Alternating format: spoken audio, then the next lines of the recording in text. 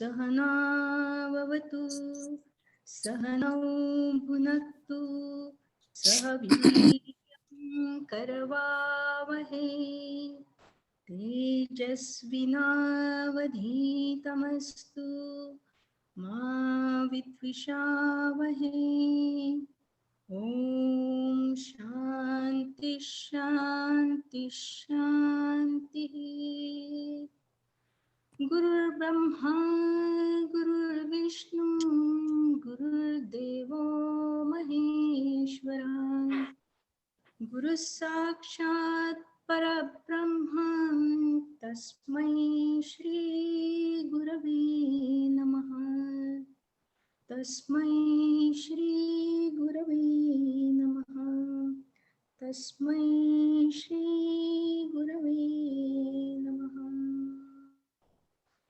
अलंकापुरी पुण्यभूमी पवित्र तिथे नांदतो ज्ञानराजा सुपात्र तया ठविता महापुण्यराशी नमस्कार माझा सद्गुरु ज्ञानेश्वरासी।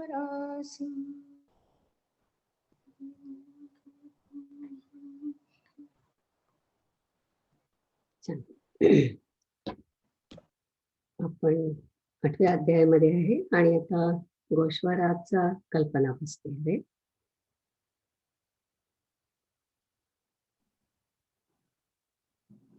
ओके, वाचते मी.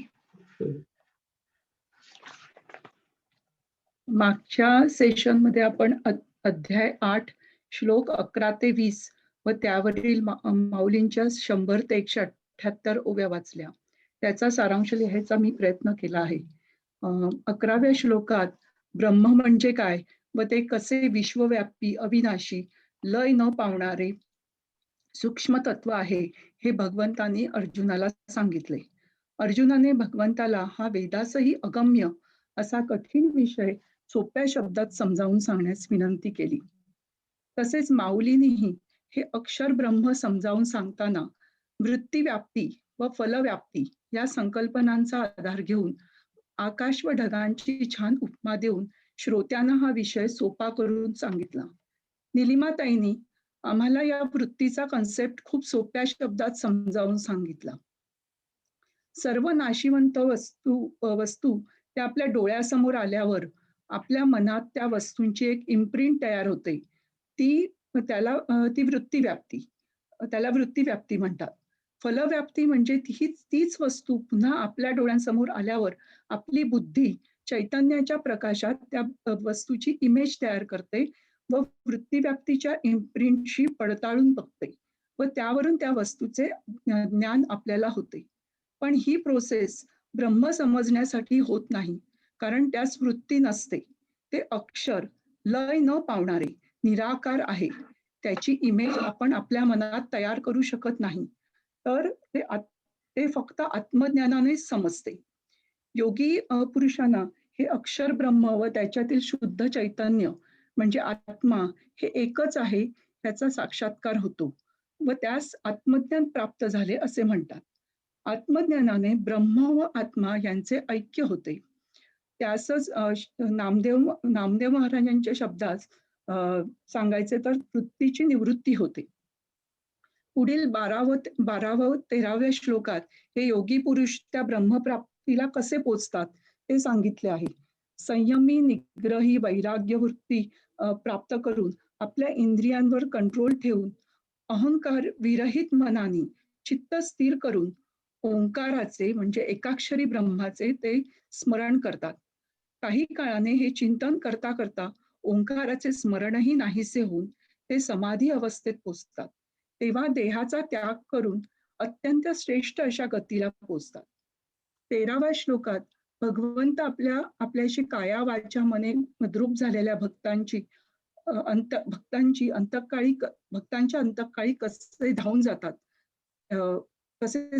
जातात व त्यांचे सेवक बनून आपल्या नामाचे स्मरण करून देतो हे सांगितले आहे.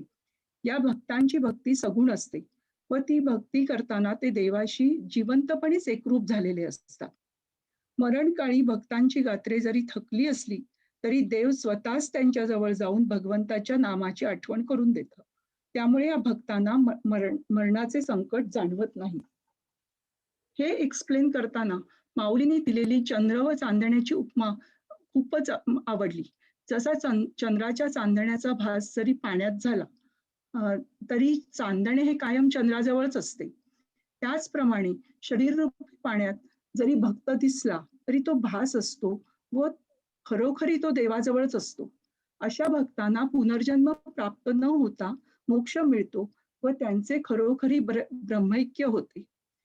पुढील श्लोकांमध्ये ब्रह्मदेवाचा 1 सहस्त्रयुगाचा दिवस व 1 सहस्त्रयुगाची रात्र, त्यावेळी त्याचे होणारे व्यक्त व अव्यक्त रूप याची चर्चा झाली आहे. देवाचा दिवस सुरू झाला की सर्व जग व्यक्त होते, म्हणजे 84 योनीतील जीव निर्माण होतात व त्याची रात्र सुरू झाली की सर्व जग लयाला पावते, म्हणजे ब्रह्म अव्यक्त होते. माऊलींनी ह्या व्यक्त अव्यक्त प्रोसेसला दिलेली सोन्याची लगड व त्यापासून झालेले अलंकार ही उपमा अगदी चपखल बसते. सोन्याची लगड मोडून विविध अलंकार आकाराला येतात, तसे व्यक्त जग व ते अलंकार मोडून पुन्हा सोन्याचे लगडीत रूपांतर होते, ते तसे अव्यक्त जग. व्यक्त व अव्यक्त या दोन्ही ठिकाणी चैतन्य असते, ते कुठल्याही रूपात लयाला जात नाही. म्हणूनच माऊलीने या सहज अव्यक्त असे म्हटले आहे. संस्कृतमध्ये त्यास साम म्हणजे व्यक्त व अव्यक्त मधील साम्य या अर्थी हा शब्द वापरला आहे. 171व्या ओवीतील समविषम शब्द ही फार महत्वाचा आहे.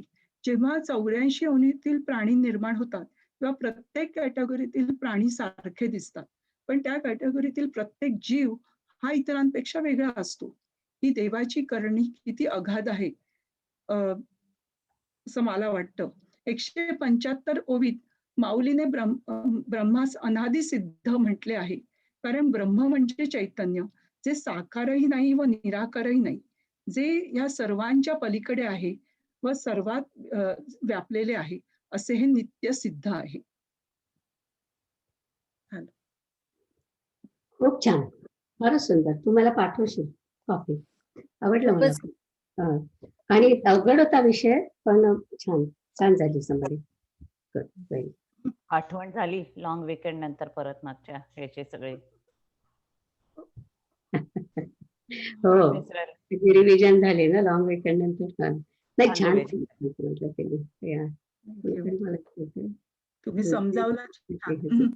खूप मस्त सांगितलं कल्पना.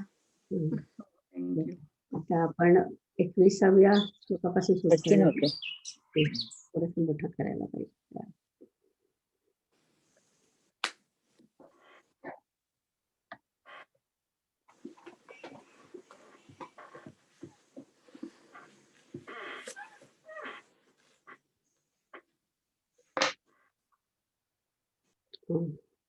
सुरू करायचंय? सुरू करायचंय ना? हो. ओके. मी आता 21 आणि 22 दोन्ही श्लोक एकदम म्हणणार आहे आणि मग पुढे याचा नेहमीप्रमाणे अर्थ वाचून ओव्या म्हणू.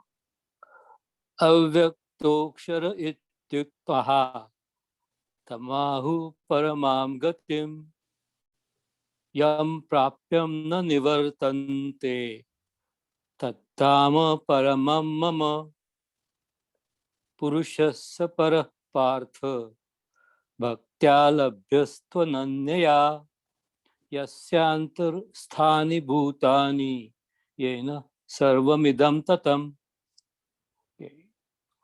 पुढचा आता अर्थ वाचायचा आहे.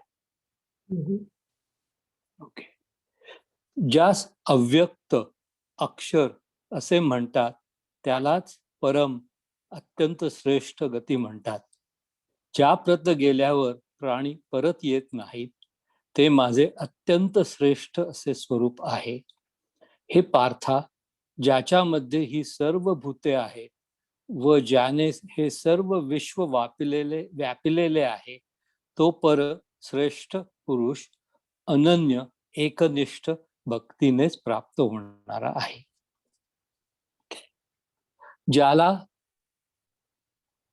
ज्याला परब्रह्माला कौतुकाने अव्यक्त असे म्हटले तर त्याची ती स्तुती केली असे होत नाही, कारण ते मनबुद्धीला अगोचर आहे म्हणून. आणि अर्जुना, आकाराला आल्याने ज्याचे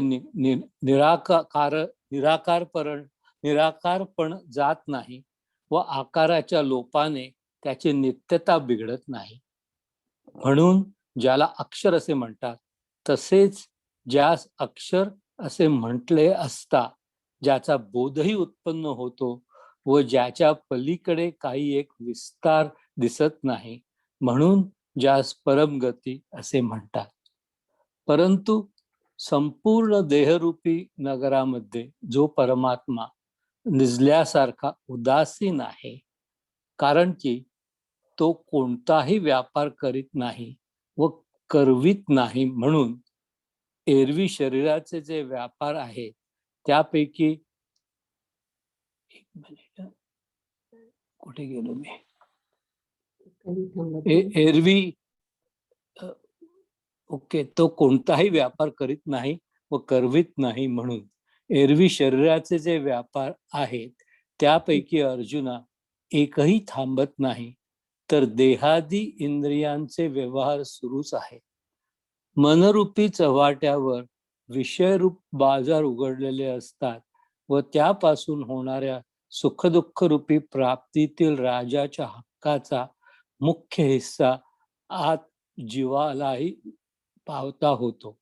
परंतु राजा सुखाने निजला असता ज्याप्रमाणे देशाचा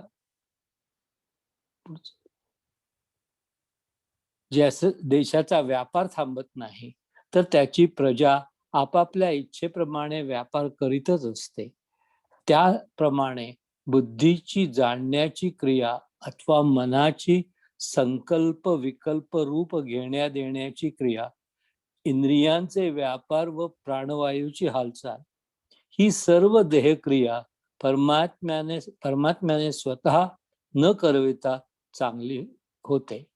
ज्याप्रमाणे सूर्य हा स्वतः लोकांस व्यापार करावयाला न लावता लोकांचे व्यापार चांगले चालतात, अर्जुना, याप्रमाणे आत्मा हा शरीरात निजल्यासारखा असा आहे, म्हणून त्याला पुरुष असे म्हणतात असे समज.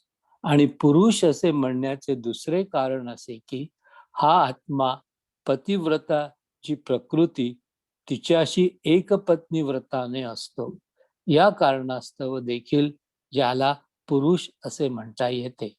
चारी वेदांचा विस्तार त्या परमात्म्याकडे त्याचे अंगणही पाहू शकत नाही. हे चैतन्य आकाशाचे ही पांघरुण आहे.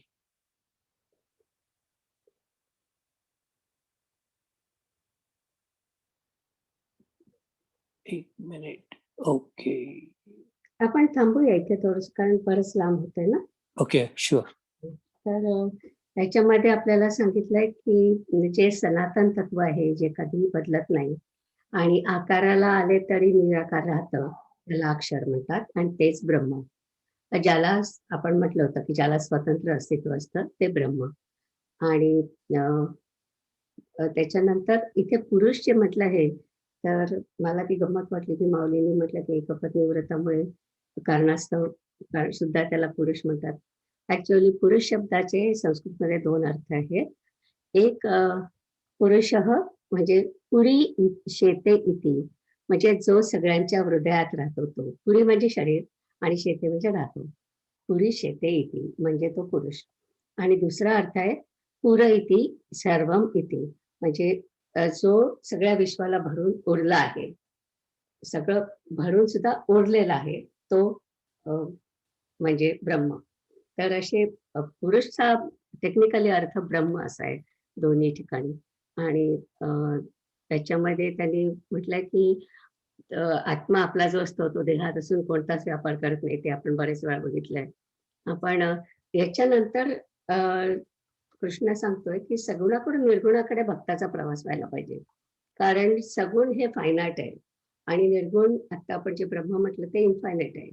तर आपलं जे म्हणजे कृष्णाचे जे कार्य आहे त्या अवतारापुरतंच मर्यादित आहे. पण त्या पलीकडे जाऊन जो पूर्ण पुरुष आहे त्याला पाहिलं पाहिजे, त्याला आपण समजून घेतलं पाहिजे, म्हणजे ब्रह्माला बेसिकली निर्गुण निराकार जो काय आहे तो. तर तो या श्लोकामध्ये संदेश आहे. तर जाऊया पुढे. ओके. वर सांगितल्याप्रमाणे या पुरुषाचे स्वरूप आहे असे जाणून श्रेष्ठ योगी ज्याला पुरुषाला सर्वात पलीकडची गती असे म्हणतात आणि जो परमात्मा एकनिष्ठ भक्तांचे घर शोधित येतो, ते जे काया वाचा मनाने परमात्म्या वाचून दुसरी गोष्टच ऐकत नाहीत, त्या एकनिष्ठतेचे पीक देणारे जे चांगले शेत आहे ते त्रैलोक्याचा पुरुषोत्तम आहे अशी ज्याची पक्की समजूत आहे, त्या अस्तिकाचे अर्जुना जे परमात्मा स्वरूप राहण्याचे ठिकाण आहे ते गर्वरहित पुरुषाचे मोठेपण आहे. जे जेच गुणात अजून त्याने जेच म्हटले हा पुष्कळ.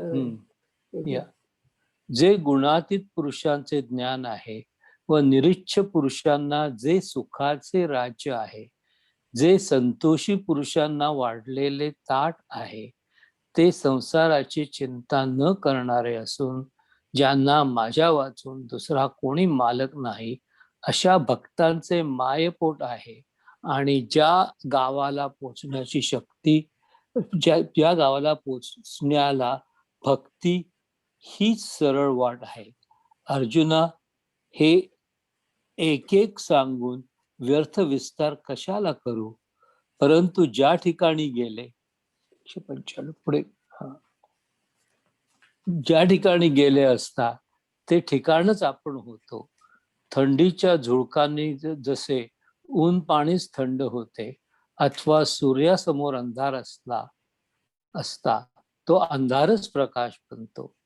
अर्जुना, त्याप्रमाणे ज्या परमात्मा स्वरूपी मुक्कामाला हा दुःखरूप देह बुद्ध्यादी संघा रूपी संसार पोचला असता तो संसार सर्व बाजूंनी मोक्षच दुःखशून्य व सुस्वरूप असा होऊन राहतो. तरी ज्याप्रमाणे लाकूड अग्नीत गेले म्हणजे अग्निरूपच होते व ते अग्निरूप झाल्यावर पुन्हा लाकूडपणाने निराळे काढू म्हटले तर ते जसे निराळे निघतच नाही. अथवा अथवा अथवा उसाची साखर झाल्यावर त्या साखरेचा मूळचा ऊस करण्याचे जरी बुद्धिमान पुरुषानेही मनात आणले तरी पुन्हा ऊस होणे ज्याप्रमाणे शक्य नाही.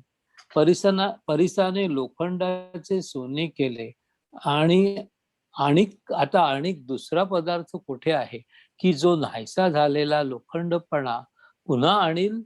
म्हणून ज्याप्रमाणे दुधाचे तूप झाल्यावर त्या तुपाला पुन्हा दूधपणा खात्रीने येत नाही, त्याप्रमाणे ज्या परमात्मा स्वरूपास पावल्यावर पुनर्जन्म नाही असे जे स्वरूप ते माझे स्वतःचे खरोखर श्रेष्ठ ठिकाण आहे. ही अंतरंगातली गुह्य गोष्ट तुला दाखवित आहे. माऊलींनी शेतकरी असेल त्याला कळेल, गृहिणी असेल त्याला कळेल, अशा सगळ्या प्रकारच्या उपमा तिथे घालून टाकल्या आहेत. अग्निरूप असेल तर लाकूड पुन्हा अग्नी होत नाही, दुधाचं तूप झाल्यानंतर पुन्हा दूध करता येत नाही. सगळ्या प्रकारच्या उपमा त्यांनी इथे घेऊन प्रत्येकाला समजेल असं केलंय. खरोखर छान आहे. झालं. ओके. ओव्या म्हणायच्या दादा. ओके.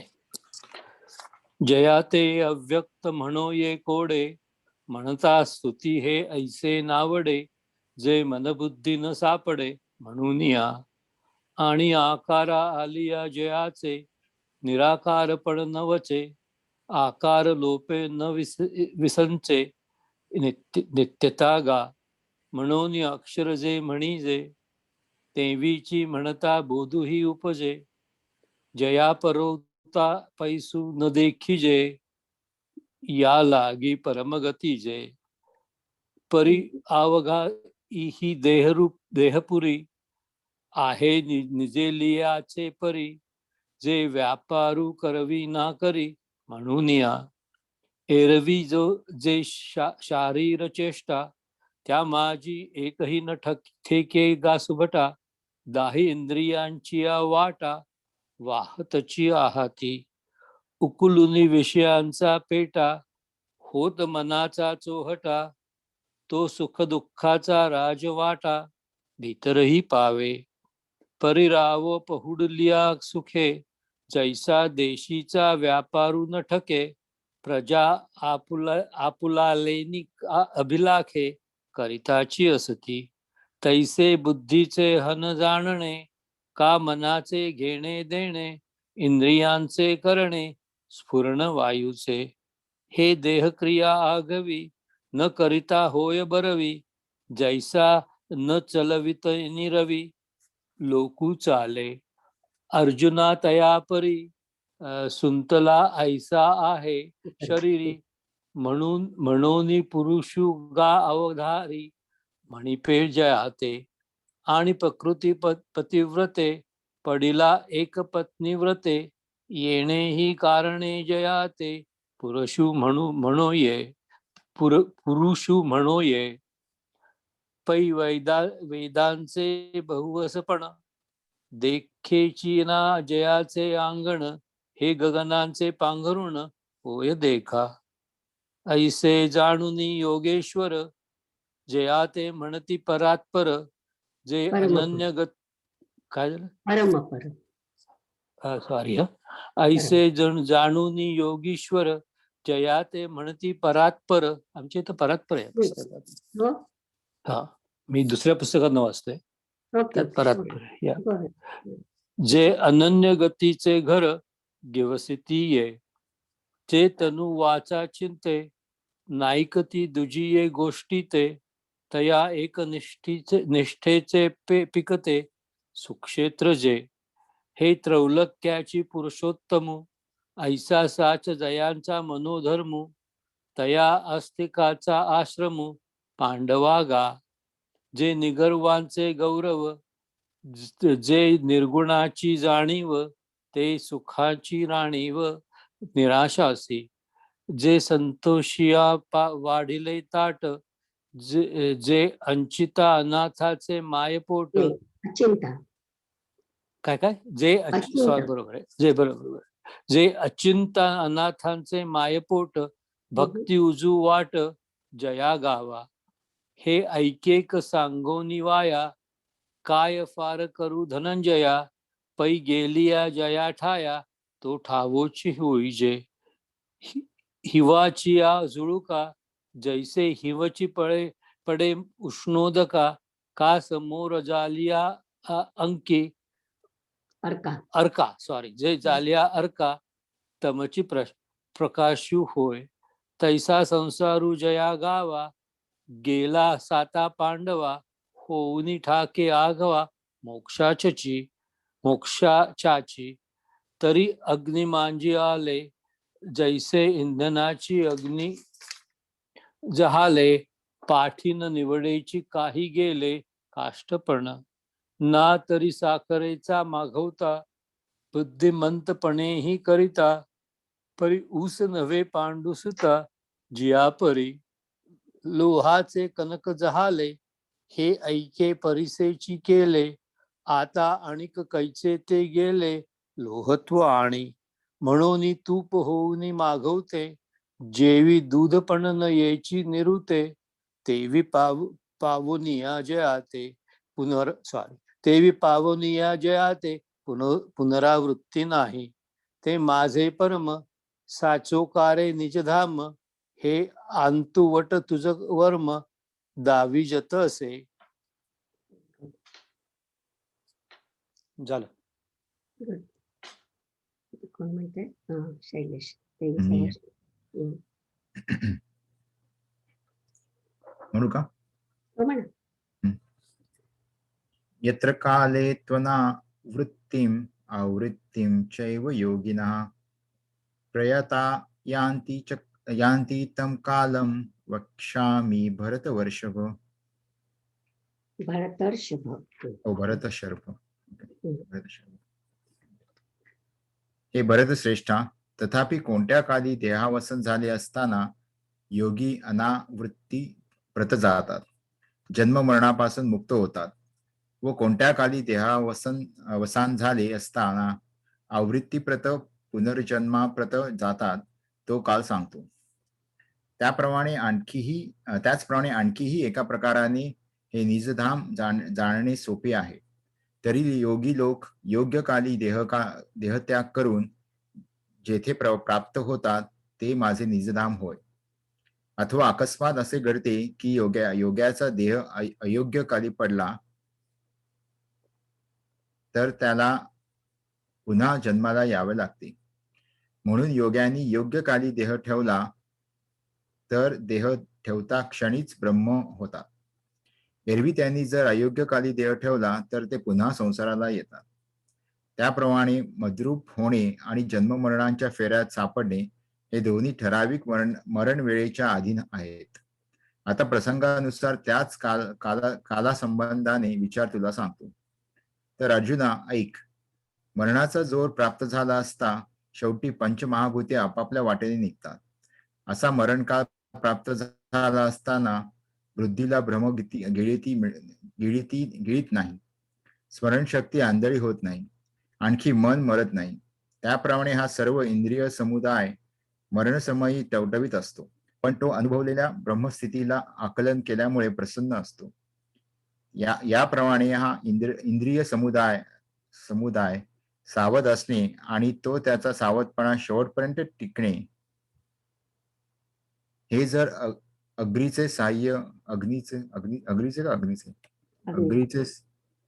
ना अग्नीचे साह्य असेल तरच घडेल.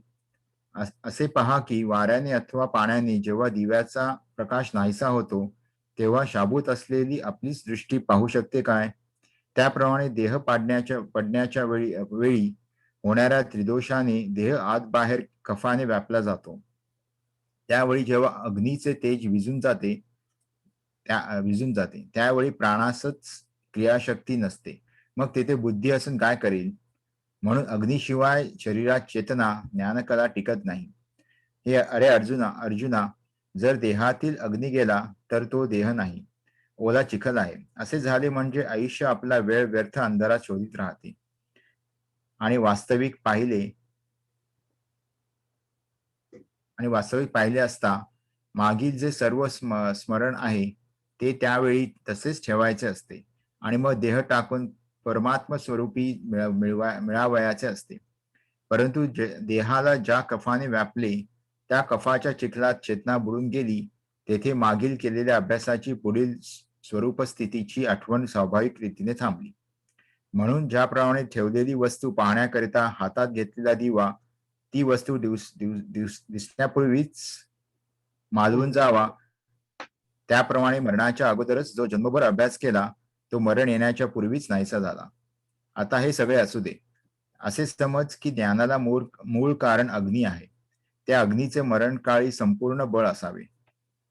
इथे अग्नी म्हणजे आपल्या शरीराची जी उष्णता असते आणि योग्यांना विशेषतः हे सगळं योग मार्गाने जाणाऱ्यांसाठी आहे. योग्यांना विशेषतः याचं खूप वाटतं की त्यांना हे करता येतं, कंट्रोल करता येतात आपले सगळ्या अंगातली शक्ती आणि अंगातली उष्णता वगैरे. तर बेसिकली त्यांच्यासाठी. आणि योगी असल्याशिवाय आपली मरणाची वेळ वगैरे असं मला वाटत नाही कोणाला दुसऱ्याला ते शक्य आहे करणं. तर आपल्याला माहित आहे भीष्मानी केलं होतं रे. भीष्मानी मरणाची वेळेपर्यंत ते वाट बघत बसले होते, पण ते इच्छा मरणी होते म्हणून मग त्यांना ते शक्य होतं. आणि हा जो सगळा प्रकार सांगितलाय त्यांनी तो सगळा त्या योग मार्गाने जाणाऱ्या लोकांसाठी आहे. ओके, तर आपण पुढे जाऊया. देवीची आणखीही एक प्रकारे हे जाणता आहे सोपारे, तरी देह सांडितेनी अवसरे जेथ मिळती योगी. अथवा अवचटे ऐसे घडे जे अनवसरे देह सांडे, तरी माघवते येणे घडे देहासीची. म्हणून काळशुद्धी जरी देह ठेविती, तरी ठेवित खेवी ब्रह्माची होती. एरवी अकाळी तरी येती संसारा पुढती. तैसे सायुज्य आणि पुनरावृत्ती ये दोन्ही अवसरा अधीन आहाती. ते अवसरूप तुझप्रती प्रसंगे सांगो. तरी ऐके गा सुभटा, पातलिया मरणाचा माझी वटा. पांचे आपुलालिया वाटा, निघती अंती. ऐसा वरी पडिला प्रयाण काळी. बुद्धी ते भ्रमू न गिळी, स्मृती नवे अंधळी न मरे मन. हा चेतना वर्गू आगवा, मरणी असे टवटवा. परी अनुभविलिया ब्रह्मभावा, गवसणी होऊनी. ऐसा सावध हा समवावो, आणि निर्वाण वेरी निर्वाहो. हे तरीच घडे जरी सावावो, अग्नीचा आथी. पावारे नका उदके, जै दिवियाचे दिवेपण झाके. तै असतीच काय देखे, दिठी आपुली. तैसे देहांतीचे विषम वाते. देह आंत बाहेरी श्लेष्मा आते. तै विजोनी जाय उजेती, अग्नीचे जेव्हा. ते वेळी प्राणासची प्राणू नाही, तेथ बुद्धी असोनी करील काही. म्हणून अग्निविण देही चेतना न ठरे. अगादेहीचा अग्नी जरी गेला, देह नवे चिखलू ओला. वाया आयुष्य वेळू आपला, अंधारा गिवसी. आणि मागील स्मरण आघवे, ते तेणे अवसरे सांभाळावे. मग देह त्यजूनी मिळावे स्वरूपी की. तव तया देह श्लेष्मांचा चिखली, चेतनाची बुडोनी गेली. तेथे मागील पुढील हे ठेली, आठवण सहजे. म्हणून आधीची अभ्यासू जो केला, तो मरण न येताची निमोनी गेला. जैसे ठेवण न दिसता मालवला, दीपू हातीचा. आता असो हे सकळ, जाणपा ज्ञानासी अग्निमूळ. तया अग्नीचे प्रयाणी बळ, संपूर्ण आथी. पुढचा श्लोक. मी म्हणते हा, वंदना. हो, अग्निर्ज्योती. Okay okay. काय म्हटलं? हो, मी बघत होते कोणाला असाइन केलाय. ओके, म्हण. अग्निर्ज्योतिरः शुक्ला षण्मासा उत्तरायणम्. तत्र प्रयाता गच्छन्ति ब्रह्मविदो जनाः. आत अग्नी व ज्योतीचा प्रकाश, दिवस, शुक्ल पक्ष आणि उत्तरायणाचे 6 महिने यांच्या ठिकाणी या स्थितीत ज्यांचे देहावसान होते, तर ते ब्रह्मवेत्ते जन ब्रह्माप्रत जातात. देहात अग्नीचा व ज्योतीचा प्रकाश असून बाहेर शुक्ल पक्ष, परंतु दिवस आणि उत्तरायणातील 6 महिन्यांपैकी 1 महिना अशा या चांगल्या जुळून आलेल्या योगाची प्राप्ती होऊन जे योगी आपला देह सोडतात, ते ब्रह्मवत्ते परब्रह्म होतात. अर्जुना, ऐक, या कालाचे येतपर्यंत सामर्थ्य आहे आणि त्याचप्रमाणे स्वरूपाकडे येण्याचा हा सरळ मार्ग आहे. येथे अग्नी ही पहिली पायरी आहे, ज्योतीचे स्वरूप ही दुसरी पायरी आहे, दिवस ही तिसरी पायरी आणि शुक्ल पक्ष ही चौथी पायरी असे समज. आणि उत्तरायणातील 6 महिने ही वरची पायरी आहे. या मार्गाने योगी तद्रूपता सिद्धीच्या घराला येतात. हा उत्तम काळ आहे असे समज. याला अर्चिरादी मार्ग म्हणावे. आता अकाळ जो आहे तोही ओघाने सांगतो, ऐक. आत अग्निज्योतीचा प्रकाशू, बाहेरी शुक्ल पक्षू परिदिवसू, आणि सामाजी अमासो उत्तरायण. ऐसी या समायोगाची निरुती, लाहोनी जे देह ठेविती, ते ब्रह्मविद होती परब्रह्म. अवधारी का धनुर्धरा, येथवरी सामर्थ्यया अवसरा, देवीची हा उजूमार्ग स्वपुरा यावयासी. एथ अग्नी हे पायथरे, ज्योतिर्मय हे दुसरे, दिवस जाणे तिसरे, चौथे शुक्ल पक्ष, आणि सामास उत्तरायण, ते वरची लगा सोपान, येणे समुज सिद्धी सदन, पावती योगी. हा उत्तम काळू जाणीजे, येते अर्चिता मार्गू म्हणजे, आता अकाळू तोही सहजे, सांगेन ऐक. एक मिनिट थांबा ते इथे. इथे ज्यांना ब्रह्मविद जे म्हटलं आहे ते म्हणजे जे लोक सगुण ब्रह्माची उपासना करतात. आणि इथे शुक्ल गती सांगितलेली आहे, आणि हा क्रममुक्ती याला क्रममुक्ती मार्ग म्हणतात, कारण डायरेक्टली त्यांना मुक्ती मिळत नाही. ते इथून ब्रह्मलोकाला जातात आणि ब्रह्मलोकाला स्टेशन बदलून मग मोक्ष मिळतो त्यांना. तर आपल्या उपनिषदांमध्ये आणि ब्रह्मसूत्रामध्ये दोन्ही मार्ग सांगितले आहे, शुक्ल मार्ग आणि कृष्ण मार्ग. तर ऍक्च्युअली म्हणजे वेदामध्ये ज्या पद्धतीने सांगितलं ते मी थोडंसं सांगते, की हा जो क्रममुक्तीचा मार्ग सांगितला, आणि माऊलींनी पण ते एक पायरी, दुसरी पायरी आणि तिसरी पायरी सांगितली. कारण तसं वेदामध्ये तसं आहे की अग्नी, ज्योती, आह म्हणजे दिवस, आणि ससूर्य नारायण उत्तरायण म्हणजे सूर्य उत्तरेकडे जातो तो मार्ग. तर त्याच्यावरती हिरण्यगर्भामधल्या 2 देवता आहेत. अशा 5 देवता एकूण. तर प्रत्येक देवता म्हणजे कॉस्मिक फोर्स आहे असं समजायचं. आणि या देवतांना क्रमाक्रमाने प्रसन्न करून जो ब्रह्मविद आहे तो ब्रह्मलोकापर्यंत जातो, आणि त्या मार्गाला अर्चिरादी मार्ग म्हणतात.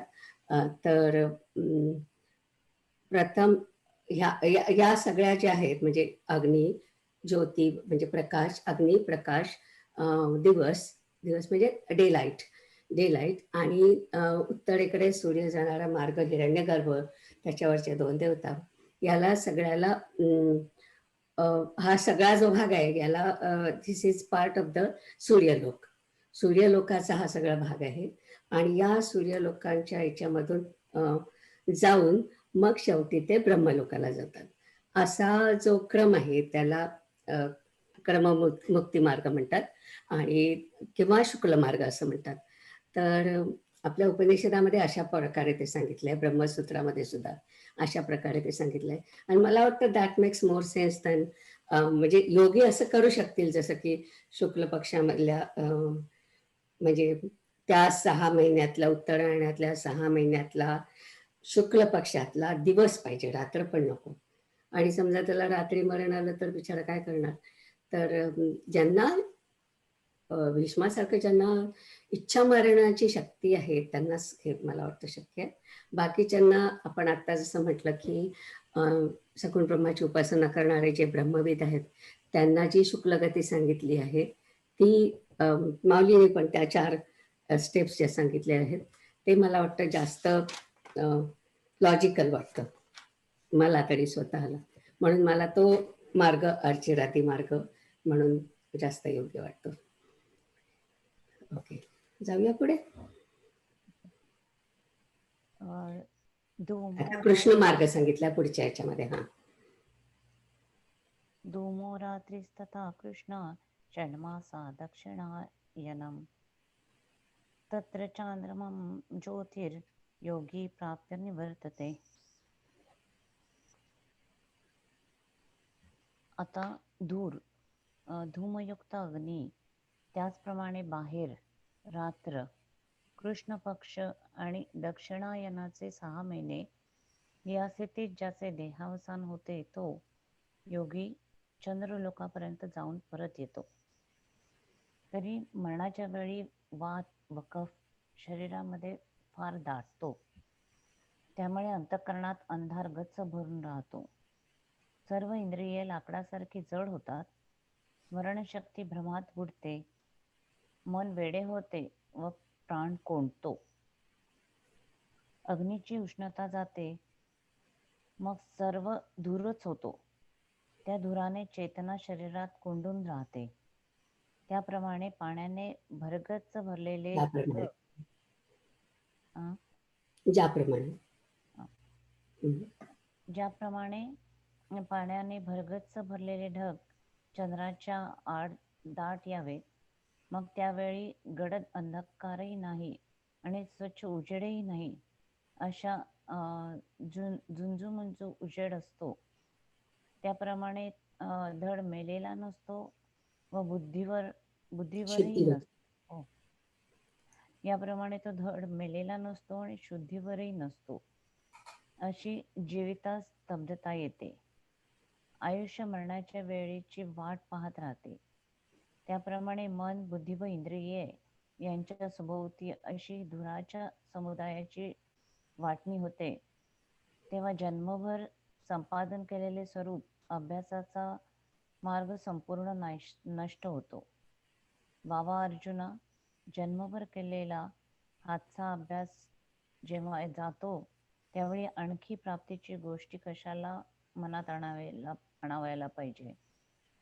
म्हणून मरणकाळी तर अशी अवस्था होते.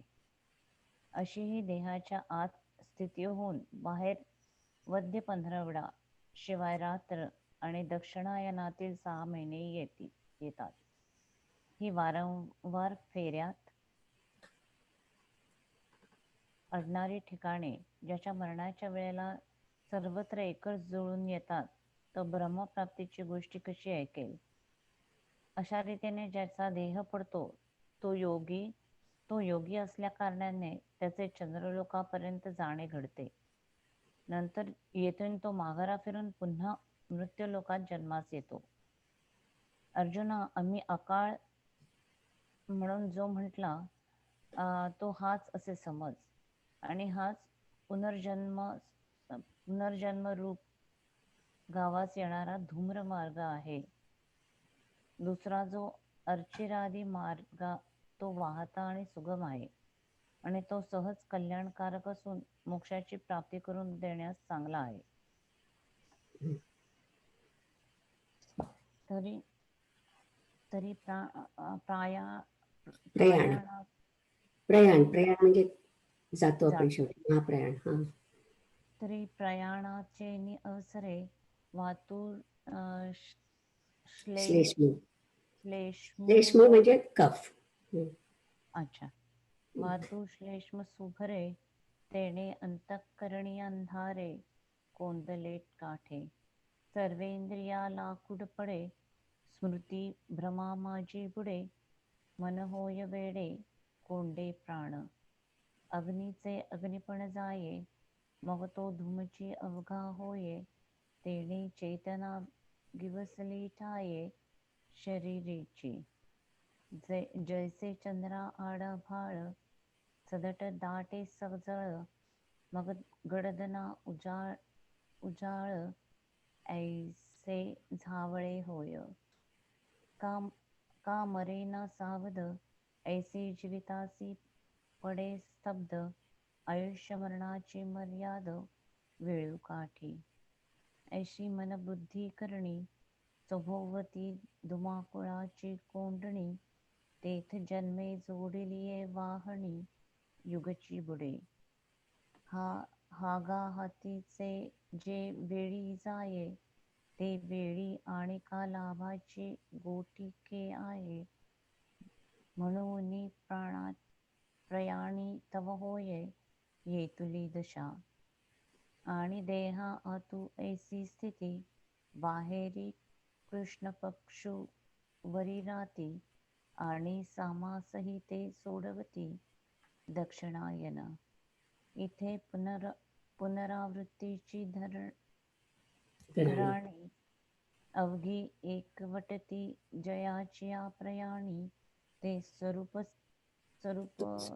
सिद्धीची कहाणी तैसे नियायिके ऐसा जयाचा देह पडे तया योगी म्हणून चंद्रवरी जाणे घडे मग तेथुनी मागुता बहुडे संसाराये आम्ही आकाळू जो पांडवा म्हणितला तो हा जाणावा आणि हाची धूम्रमार्गो गावा पुनरावृत्तीचिया येर तो अर्चिता मार्गो तो वसता आणि असलगो साविया स्वस्त चांगो निवृत्तीवरी. आता 24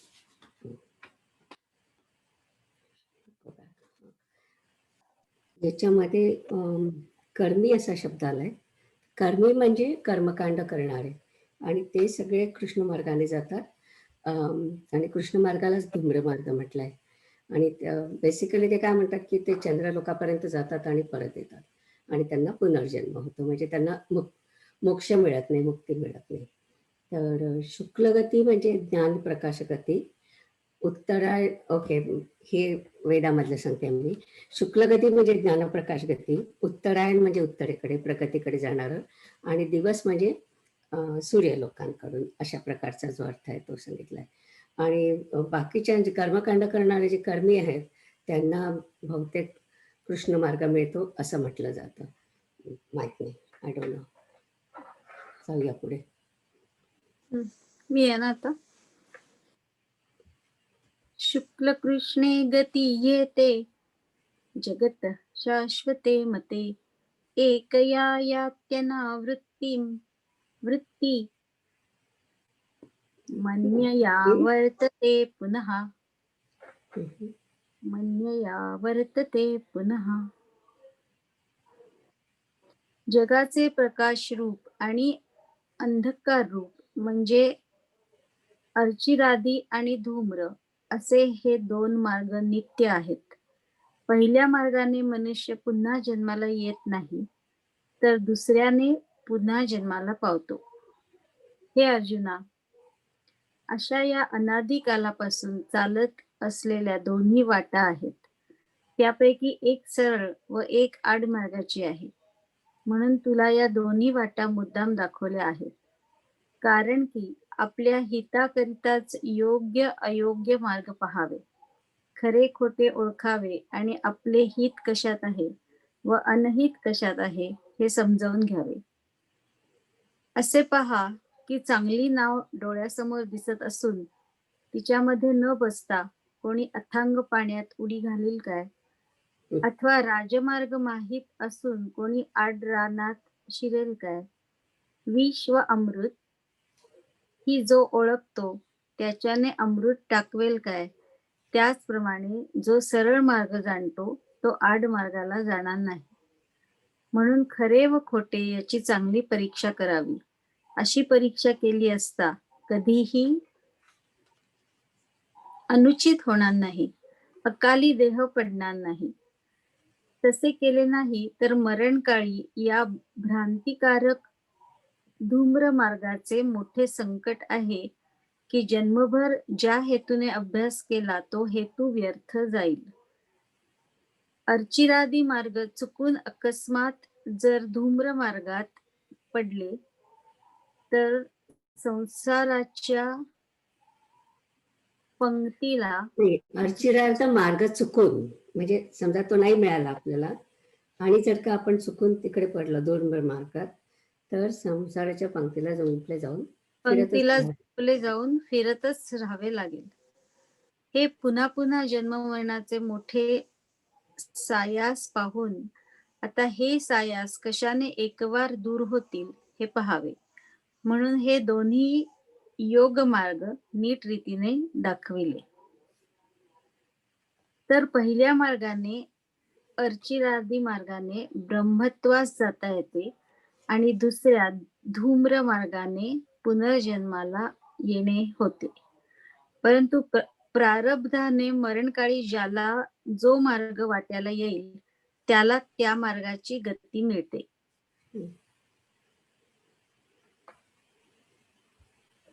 ऐसिया अनादिया दोन्ही वाटा, एकी उजू एकी अवांटा. म्हणूनी बुद्धिपूर्वक सुभटा, दाविलिया तुझ.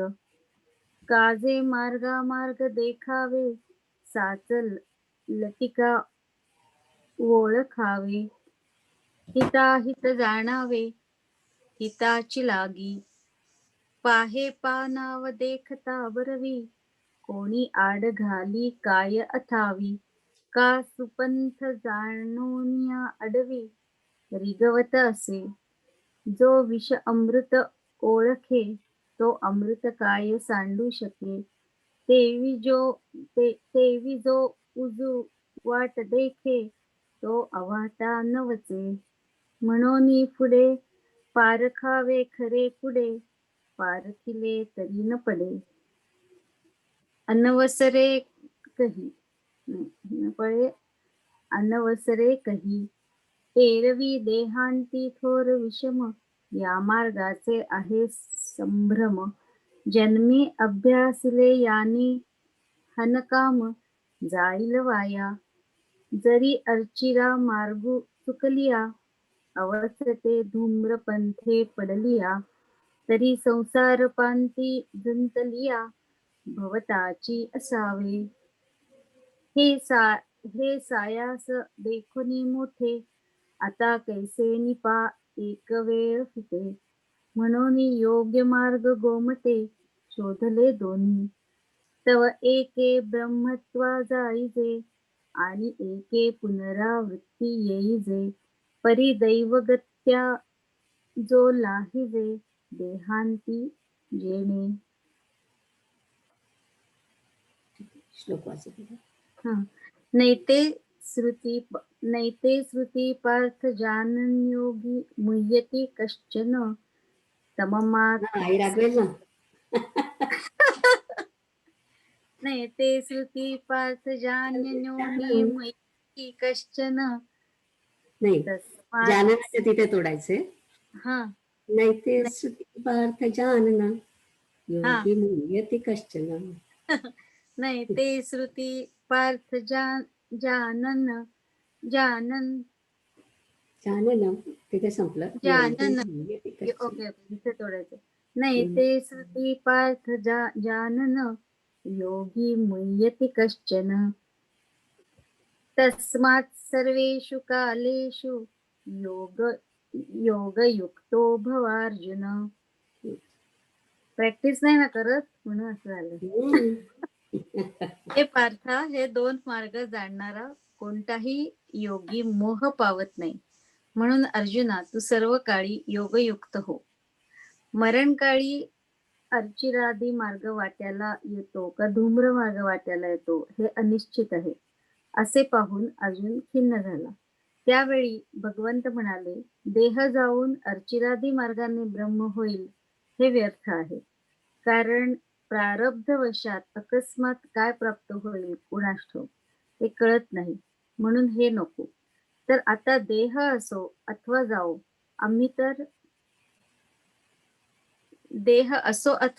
आम्ही तर केवळ ब्रह्मच आहोत. कारण की जसे दोरीवर भासलेला सर्पपणा दोरीच्या दृष्टीने मिथ्या आहे, मला तरंगपणा आहे किंवा नाही असे पाण्याला केव्हा तरी वाटेल काय. ते पाणी वाटेल तेव्हा जसेच्या तसे पाणीच असते. लाटेच्या व्यक्त होण्याने पाणी जन्मत नाही अथवा लाट नाहीशी झाली तरी ते पाणी मरत नाही. त्याप्रमाणे जे देहवान असताना देहानेच ब्रह्म झाले, आता त्या तत्ववेत्यांच्या ठिकाणी शरीराचे आडनावही उरले नाही. तर बाबा अर्जुना, असा विचार कर की कोणत्या काळी काय नाश पावणार आहे.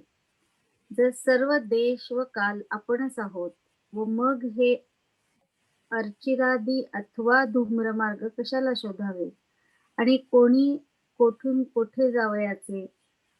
आणि अरे अर्जुना, घट ज्या वेळेला फुटतो त्यावेळी घटातील आकाश नीट वाटेला लागते व नीट वाटेला लागले तर महाकाशाला ते नेमके मिळते, नाही तर एरवी ते महाकाशाला मिळवायचे चुकेल काय. आम्ही खूप छान म्हणतो आहे. हे एक मिनिट थांबते. हम्म, फार छान सांगितलं माऊलींनी. मला म्हणजे या अध्यायामध्ये अंडरलाईन करायची असेल तर मी ही ओळ करेन की आपण आपण अहम ब्रह्मास्मी म्हणतो किंवा ईश्वर सर्वभूतांना म्हणतो की सगळीकडे ब्रह्मच आहे, आपणही ब्रह्म आहे. तर मग आपण सगळं ब्रह्म असेल तर वेगवेगळे मार्ग कशाला शोधायचे? मग मार्ग ती काय असा शोधावे, कोणे कुठून के जावे, जरी देशकालादी आघावे आपणची असे जे. म्हणजे अहम ब्रह्मासी म्हणून तुम्ही जर का आयुष्य जगलात तर म्हणजे जीवनमुक्ती जर का तुम्हाला मिळाली तर मग पुढे नंतर मुक्ती मिळेल की नाही, कुठल्या क्षणी मला मरण येईल याची काही काळजी करायची कारणच नाही. म्हणजे मला हे माऊलींचं खूप आवडलं की अ, कशाला मग बाकीच्या सगळ्या गोष्टींची चौकशी करत बसायची की कुठला मार्ग चांगला आहे कुठला मार्ग वाईट आहे. आणि त्यांनी तेही हम्म, सांगितलं की समजा आपण घट ठेवला इथे आणि घट फुटला तर ते महाकाश म्हणजे इतर हे हवा, तर त्याच्यातली हवा नीट वाटेला जाईल का कुठे जाईल, ती हवा तर तिथेच जाणार आहे ना, खोलीत मिसळणारच आहे. म्हणजे जिथे कसं असेल तिथे महाकाशात मिसळणारच आहे. तर हे पण मला ही उपमा खूप आवडली की मग काय म्हणजे काय ती चुकू शकते का की समजा एक मडकं ठेवलं आणि त्याच्यात हवा आहे आणि ती बाहेर ते मडकं फुटलं तर ती काय हवा अशी खोलीत गेल्याशिवाय राहील का, महाकाशात गेल्याशिवाय राहील का? तसं आपला आत्मा परमात्म्यात विलीन झाल्याशिवाय राहील का, असा त्यांनी प्रश्न विचारला. मला हे फार आवडलं मला ह्याच्यातलं. ओके, जाऊया पुढे. ते महाकाशाला मिळवायचे चुकेल काय. आम्ही म्हणतो असे आहे, पहा की घटाचा आकारच नाहीसा होतो. वास्तविक पाहिले तर घटपणाच्या आधीही त्यातील आकाश आकाशाच्या ठिकाणीच आहे. अशा या बोधाच्या अनुकूलतेने मार्गामार्गाचे संकट मी ब्रह्म आहे असे ज्ञान झालेल्या त्या योगांना पडत नाही. अर्जुना, म्हणून तू योग संपन्न हो. एवढ्याने स्वतःच्या ठिकाणी सर्व काळ स्वरूप साम्यता होईल. स्वरूप कुठे गेलं ते? मग वाटेल तेव्हा. हा, साम्यता होईल. मग वाटेल तेथे वाटेल तेव्हा देहाचा पाश असो अथवा जाओ, परंतु बंधरहित अखंड ब्रह्मस्थितीत बिघाड येणार नाही. तो कल्पाच्या आरंभी जन्मात सापडत नाही, कल्पाच्या अंती तो मरणाने बुडत नाही व मधल्या स्थितीत म्हणजे स्थितीकाली स्वर्ग आणि संसार यांच्या मोहाने तो फसला जात नाही. या बोधाने जो योगी होतो त्याला या बोधाचाच सरळपणा असतो, कारण की तो स्वर्गातील व संसारातील भोगांना विचाराचे वजन करून पाहतो व ते असार म्हणून त्यांचा त्याग करून तो आत्मस्वरूपाला येतो. बा अर्जुना, इंद्रादिक देवांना का वा अर्जुना का बा अर्जुना बा काही म्हटलं तरी चालेल. बा बा अर्जुना, इंद्रादिक देवांना त्यांचे सर्वस्व म्हणून जी राज्ये प्रसिद्ध आहेत ती ओवाळून टाकलेल्या बळीप्रमाणे ज्यास समजून ती तो तुच्छ म्हणून टाकून देतो. ते वेळी म्हणतिले ते नव्हे, वाया अवचटे काय पावे, देह जाऊनी वस्तू होवावे मार्गेच की. तरी आता देह असो अथवा जाओ, आम्ही तो केवळ वस्तूची आहो. काजे दोरी सर्पत्व वावो, दोराची कडुनी मज तरंगपण असे का नसे, ऐसे ते ऐसे हे उदकासी कही प्रतिभासे. ते भलतेव्हा जैसे तैसे उदकची की. तरंगाकारेन जन्मेची ना तरंग लोपेन निमेची.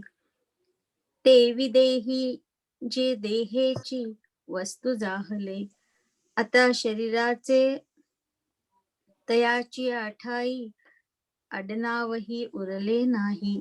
तरी कोणी काळे काई निमे ते पाहे पा. मग मार्कतई कासया शोधावे, कोणे कोठुनी के जावे. जरी देशकालादी आघवे, आपणची असिजे. आणि हा गाघटू जे वेळी फुटे, तो वेळी तेथीचे आकाश लागे निटे वाटे. वाटा लागे तरी गगना भेटे, एरवी चुके. पाहे पा ऐसे हन आहे, की ते आकारुची म्हणो जाये. येर गगन ते गगनीची आहे, घटत्वाही आधी. ऐसिया बोधाचे नि सुरवाडे, मार्गा मार्गाचे साकडे. तया सोहसिद्धा न पडे, योगियांसी.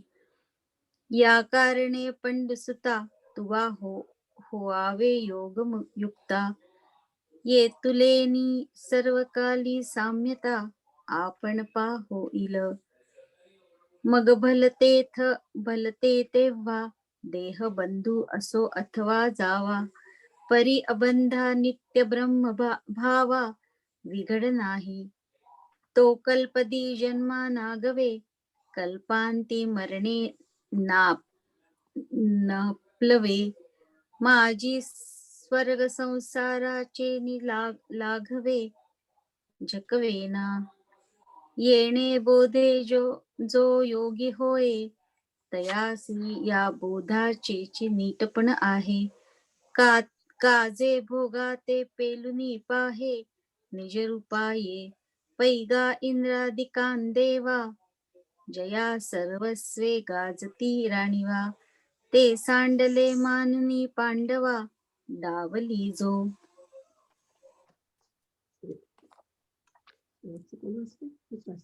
पुढचं कळत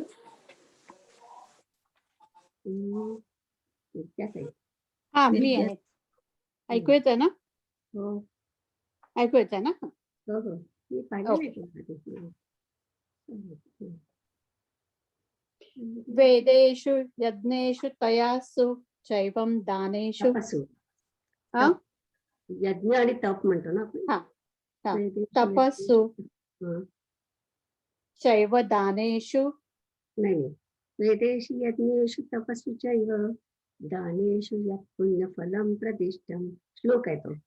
हा, दानेषु सत्यवेदेषु- यत्पुण्यं फलें प्रदिष्टम्. सत्यवेदेषु- हं. आनेति तस्वमर्दं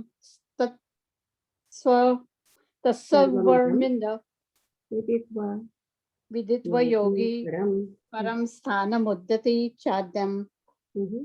स्थानमुपते चाद्यं. Yeah.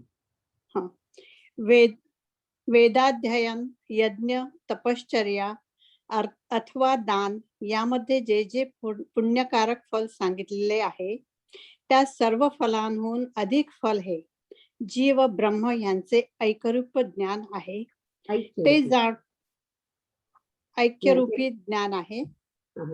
हे जाणून योगी त्यास वरील वेदाध्ययनाच्या मार्गाने प्राप्त होणारी स्वर्ग सुखासारखी फले त्यास मागे टाकून अत्यंत श्रेष्ठ अशा स्थानाप्रत जातो.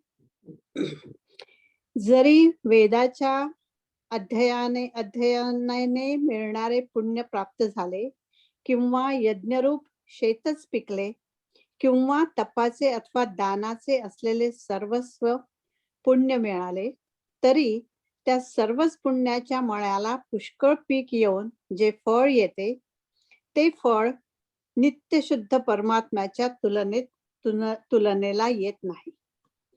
जे स्वर्गसुख नित्यानंदाच्या मानाने उपमेच्या ताजव्यात घालून पाहिले असताना लहान दिसत नाही.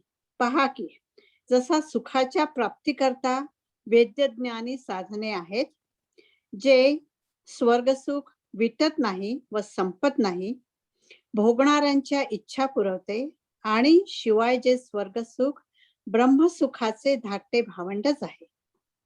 अशा तऱ्हेने दिसण्यातच जे सुख आहे व ज्याला अदृष्टाचा संस्कार रूपाने असलेला धर्माचा आधार आहे व जे 100 यज्ञ करून देखील कित्येकांना साध्य होत नाही, त्या स्वर्ग सुखाला योगेश्वर लोकोत्तर विचार दृष्टीरूपी हातावर लिलेनेच वजन करून त्या स्वर्ग सुखाच्या योग्यतेचे अनुमान करतात. तो ते त्यास अगदीच हलके दिसून येते. अर्जुना, मग ते योगेश्वरी त्या स्वर्ग सुखाची पायरी करून परब्रह्माच्या पटावर बसतात. याप्रमाणे स्थावर जंगमात्मक जगाचे जे एकमेव भाग्य, जे ब्रह्मदेव व शंकर यांनाही आराधना करण्यास योग्य व जे योग्यांना भोगण्याला योग्य असे भोगरूपी ऐश्वर्य आहे, जो परमात्मा सर्व काळांची कळा आहे, जो परमानंदाची मूर्ती आहे व जो विश्वाच्या जीवाचा जिव्हाळा आहे, जो परमात्मा सर्वज्ञतेचे जीवन आहे, जो यादवांच्या कुलाचा कुलदीप आहे, असा श्रीकृष्ण अर्जुनास येण्याप्रमाणे बोलला. अशी ही कुरुक्षेत्रावरील हकीकत संजय राजा धृतराष्ट्राला सांगत होता. तीच गोष्ट तुम्ही ऐका, असे निवृत्तीनाथांचे शिष्य ज्ञानदेव म्हणतात. जरी वेदाध्ययनाचे झाले अथवा यज्ञाचे शेतची पिकले, की तपदानांचे जोडले सर्वस्व हनजे, तया आघवयाची पुण्यांचा मळा, भारू अवतोनी जयाये फळा, ते परब्रह्म निर्मळा सोटी न सरे, सांटी न सरे. जे नित्यानंदाचे नियमाने उपमेचा कंटाळा न दिसे साने, पहापायी वेद यज्ञादी साधने जया सुखा. जे विटे न सरे भोगित याचे नि घवाडे पुरे, पुढती महासुखांचे सोयरे भावंडची. ऐसे दृष्टीचे नि सुखपणे जयासी अदृष्टांचे बैसणे, जे शतमुखाही अंगवणे नोहीची ऐका. तया ते योगेश्वरी अलौकिके, दिठीचेनी हाततुके, अनुमानती कौतुके, तव हळवट आवडे. मग तया सुखाची किरीटी, करुनिया गा पाऊटी, परब्रह्माचेही पाठी आरुढती. ऐसे चराचरैक भाग्य, जे ब्रह्मेशा आराधना योग्य, योगियांचे भोग्य भोगदनाचे. जो सकळ कळांची कळा, जो परमानंदांचा पुतळा, जो जीवाचा जिव्हाळा विश्वाचिया. जो सर्वज्ञतेचा बोलावा, जो यादव कुळीचा कुळदेवा, तो श्रीकृष्ण जी पांडवा प्रति बोलला. ऐसा कुरुक्षेत्रीचा वृत्तांतू संजयो राजासी असे सांगतू, तेच परियेसा पुढारी मातू ज्ञानदेव म्हणे. ज्ञानदेव म्हणे निवृत्तीचा. इथे ज्ञानदेव म्हणे निवृत्ती. निवृत्तीचा. माझ्या याच्यात फक्त ज्ञानदेव म्हणे. ज्ञानदेव म्हणे निवृत्तीचा. हरि ओम तत्सम इति भगवद्गीता श्रीकृष्ण संवादे ब्रह्माक्षर 8वा अध्याय 8मोध्याय हे सगळ्यांनी म्हणूया. ओम तत्सदिति श्रीमद् भगवद्गीतासु उपनिषत्सु ब्रह्मविद्यायां योगशास्त्रे श्रीकृष्णार्जुन संवादे ब्रह्माक्षरनिर्देशनाम अष्टोऽध्यायः. ओम श्री सच्चिदानंद. ओम सत्य सच्चिदानंद भगवान. Very good. चला माझा अभ्यास संपला.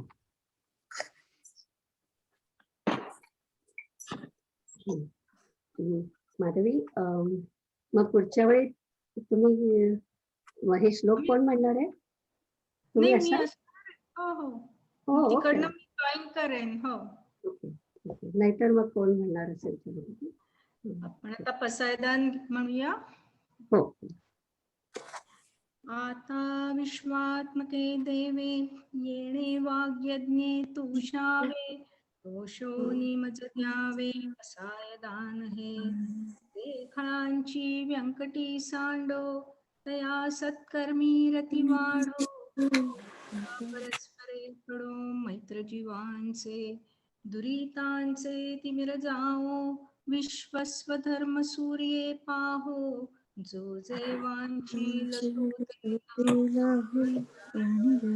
वर्षत सकळ मंगळी ईश्वर निष्ठांची माती आळी भूमंडळी भेट तू भूता सदा कल्पतरूंचे आरव चेतना चिंतामणीचे गाव बोलते जे अर्णव पियुषांचे चंद्रमे जे लांछन मार्तंड जे तापहीन ते सर्वाही सदा सज्जन सोय रे होतु किंबहुना सर्वसुखी पूर्ण होनीतिही लोकी भजितो आदिपुरुषी अखंडित आणि ग्रंथोपजीव्ये विशेषी लोकीये दृष्टादृष्ट विजय होवावेजी तेथ म्हणे श्री विश्वेश्वराओ हा होईल दान पसाओ येणे वरे ज्ञानदेवो सुखिया झाला सुखिया झाला सुखिया झाला. ओम पूर्णमदा पूर्णमिदं पूर्णात् पूर्णमुदच्यते पूर्णस्य पूर्णमादाय पूर्णमेवावशिष्यते. ओम शांती शांती